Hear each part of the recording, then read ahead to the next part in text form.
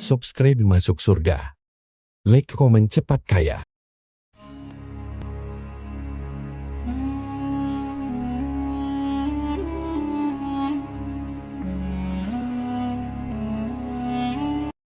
Assalamualaikum warahmatullahi wabarakatuh. Para pemirsa YouTube sekalian dimanapun berada, alhamdulillah pada kesempatan hari ini kita akan sharing terkait dengan upaya meraih rahmat Allah.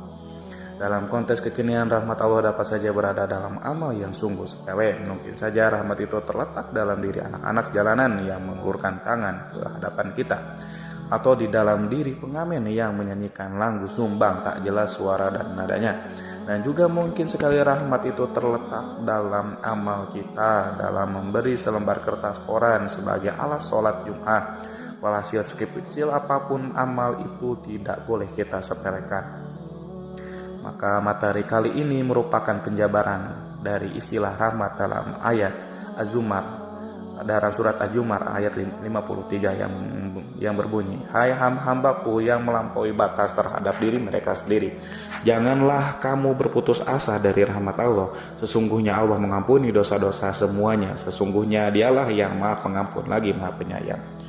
Bahwasanya kita semua dilarang untuk merasa putus asa atas rahmat Allah. Bagaimana kita akan putus asa kalau kita sendiri tidak memahami rahmat itu sendiri? Oleh karena itu, kali ini akan lebih banyak membicarakan hal tersebut.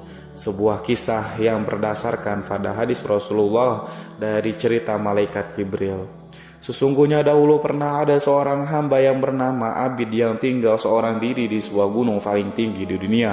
Begitu tingginya gunung itu sehingga aku Jibril sering melaluinya ketika hendak turun dari langit melaksanakan titah dari Yang Maha Kuasa.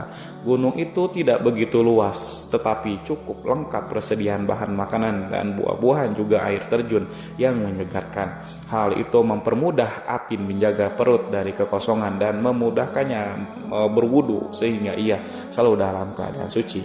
Di atas gunung yang sangat indah itu Abid hidup selama 500 tahun. Ia tak punya kegiatan selain beribadah, bermunajat dan berdoa. Tidak pernah terlintas di benaknya untuk berbuat dosa dan mendurhakainya. Salah satu doa yang dikabulkan Allah adalah permohonannya setiap saat untuk mati dalam keadaan sujud. Demikianlah akhirnya Abid meninggal dunia dalam usia 500 tahun. Setelah kematiannya, Allah berkata kepadanya, "Wahai hambaku, karena rahmatku aku masukkan segera ke dalam surga." Mendengar pernyataan tersebut, si Abid berubah mukanya, terkesan tidak terima karena ia merasa bahwa amal ibadahnya selama 500 tahun tanpa dosalah yang menyebabkan ia layak masuk surga, bukan semata karena rahmatnya. Demikian protes Abid kepada Allah. Mafhum apa yang dimaksud oleh si Abid? Maka segeralah Allah menugaskan seorang malaikat untuk menghitung dan menimbang seluruh amal ibadahnya selama 500 tahun tanpa dosa yang diandalkannya sebagai modal meraih surga. Kemudian ditimbangnya amal tersebut dibandingkan dengan rahmat pemberiannya. Ternyata rahmat Allah yang diberikan kepada Abid yang terdapat dalam mata, termasuk di dalamnya kemampuan melihat, saja jauh lebih berat nilainya dibandingkan dengan ibadah Abid selama 500 tahun. Belum nikmat anggota badan yang lainnya seperti otak, kaki, tangan, dan seterusnya.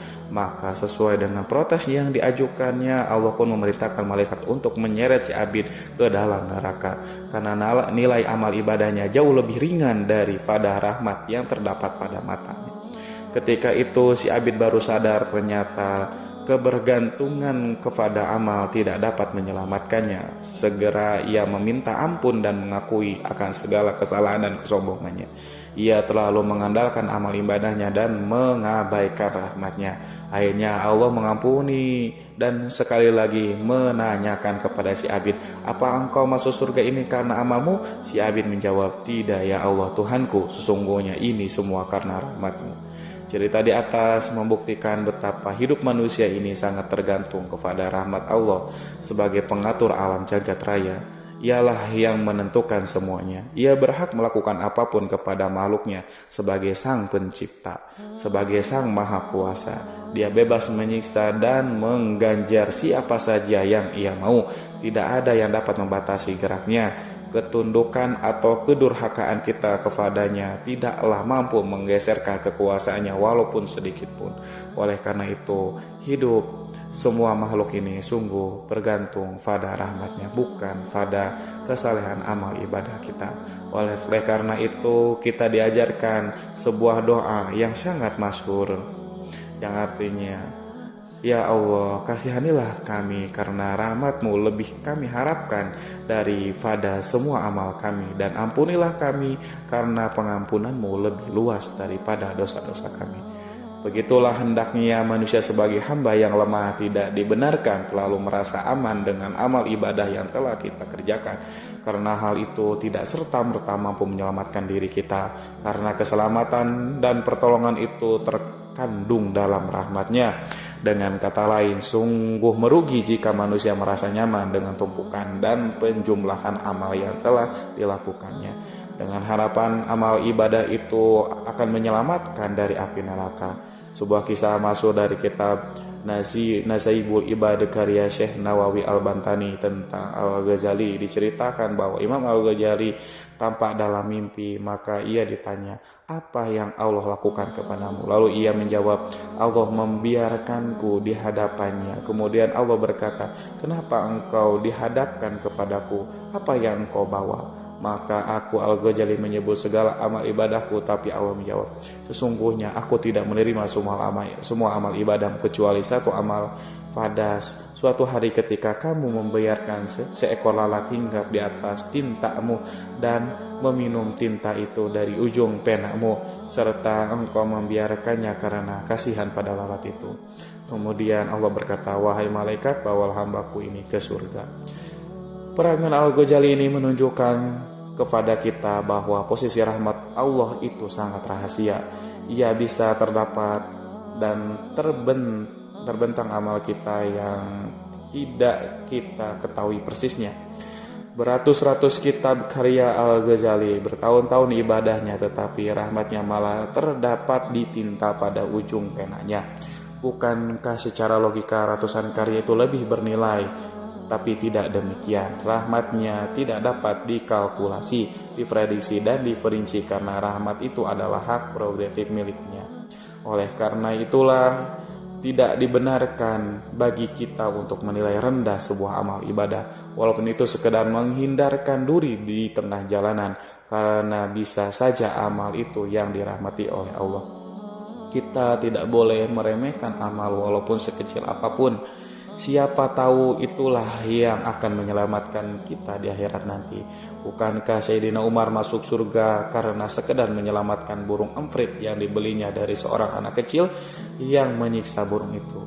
Cerita ini kemudian diabadikan dengan sebuah kitab Usfuriyah. Begitu sebaliknya, kita tidak dibenarkan pula menyombongkan amal ibadah walaupun sebesar apapun amal tersebut, karena belum tentu amal itu mengandung rahmatnya. Dalam konteks kekinian, rahmat Allah dapat saja berada dalam amal yang sungguh sepele. Mungkin saja rahmat itu terletak dalam diri anak-anak jalanan yang mengulurkan tangan ke hadapan kita, atau di dalam diri pengamen yang menyanyikan lagu sumbang tak jelas suara dan nadanya. Dan juga mungkin sekali rahmat itu terletak dalam amal kita dalam memberi selembar kertas kolan sebagai alas sholat Jumat. Walhasil, sekecil apapun amal itu tidak boleh kita sepelekan. Hal ini tentunya akan mengajak kita memandang fenomena akan lebih hati-hati dan tidak mendahsyud dan jangan menhusnudonkan. Janganlah kita mudah berburuk sangka dan memandang remeh kepada pekerjaan orang lain.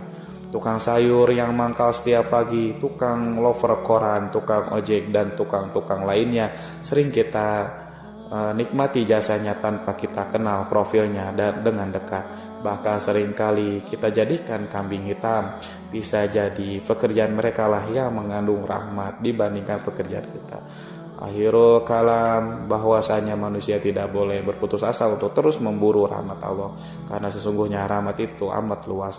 Hanya kebanyakan manusia tidak memahami hikmah di balik itu semua. Demikian sharing kali ini, semoga membawa banyak manfaat, minimal meyakinkan pada diri kita agar tidak mudah memandang remeh pada amal-amal kecil, juga amal-amal orang lain. Barakallahu fiik. Wabillahi taufiq wal hidayah. Assalamualaikum warahmatullahi wabarakatuh.